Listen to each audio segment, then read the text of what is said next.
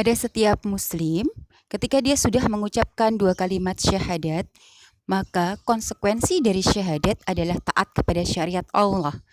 Baik itu yang merupakan kewajiban, yang sunnah, maupun pada ketaatan pada sesuatu yang dilarang oleh Allah, tetap harus dilakukan.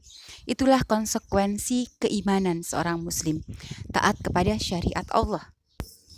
Sebagaimana firman Allah di dalam Al-Quran surat Al-Baqarah ayat 208 disampaikan, A'udzu billahi minasyaitonir rajim. Bismillahirrahmanirrahim.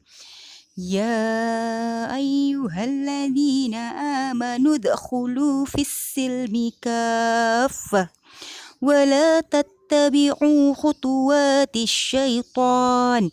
Innahu lakum aduwwum mubin.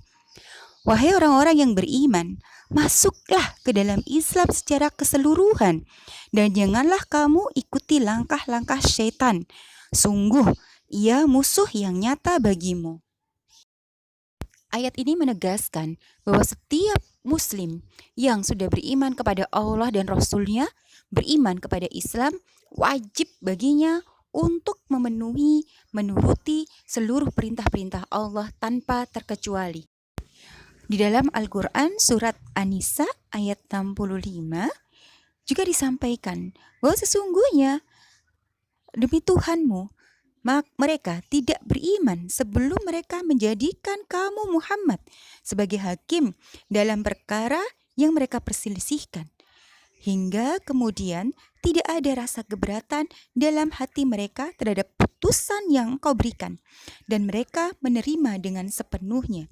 Artinya, ketika kita sudah beriman, maka ketika ada persoalan apapun dalam kehidupan kita, jadikanlah Al-Quran, jadikanlah Rasulullah Muhammad sebagai pemutus persoalan, sebagai solusi terhadap persoalan-persoalan kita. Ada satu sosok yang bisa menggambarkan bagaimana ketaatan kepada syariat Allah, yaitu sahabat Abdullah bin Rawahah, salah satu dari 12 orang pertama yang memeluk Islam dari kalangan Ansor sebelum terjadinya hijrah. Abdullah bin Rawahah ini mahir dalam membuat puisi. Dia suka merangkai kata-kata dalam bentuk syair. Semenjak masuk Islam, Rasulullah mendorong agar lebih tekun membuat syair. Kemudian kemampuan ini dia baktikan untuk kejayaan Islam.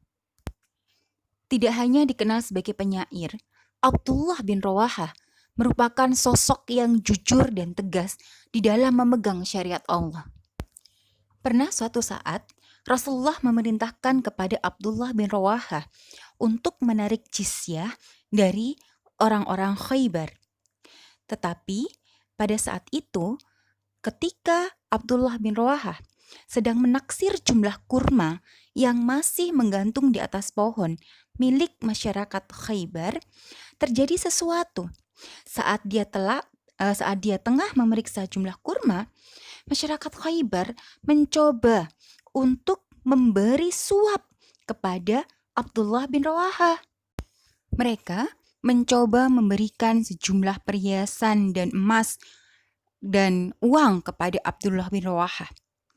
Namun, apa yang terjadi?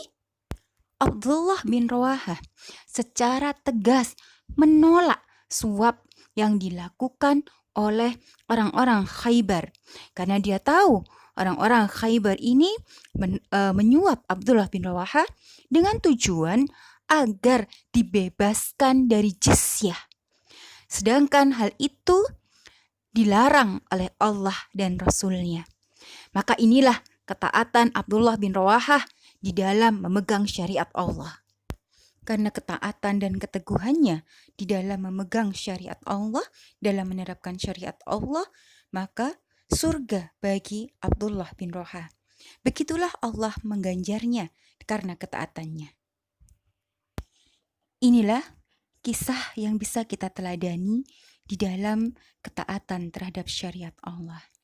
Sampai di sini dulu. Terima kasih. Assalamualaikum. Berikut tugas untuk kalian. Selamat mengerjakan.